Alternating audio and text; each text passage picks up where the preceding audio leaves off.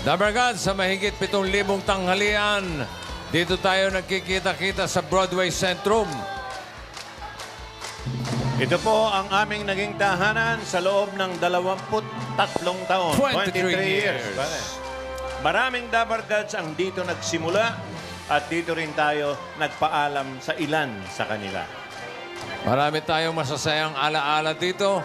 Maraming makabuluhang tanghalian ang ating pinagsaluhan.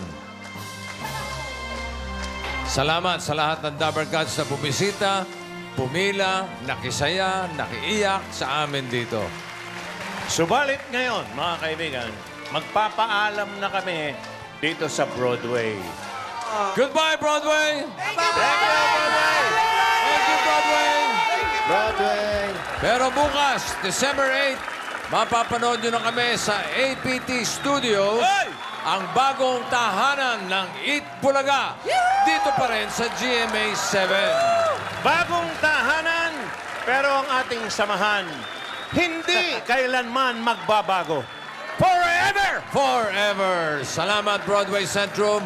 Bukas, simula na ng panibagong kwento ng tuwa't saya mula sa bagong tahanan ng Eat Bulaga! Ba't ka umiiyak? Bakit? Di ka ba sasama? Hindi ka ba kasama sa bago? Abay, nako, hindi ba may kasama ka rito si Alan Kay?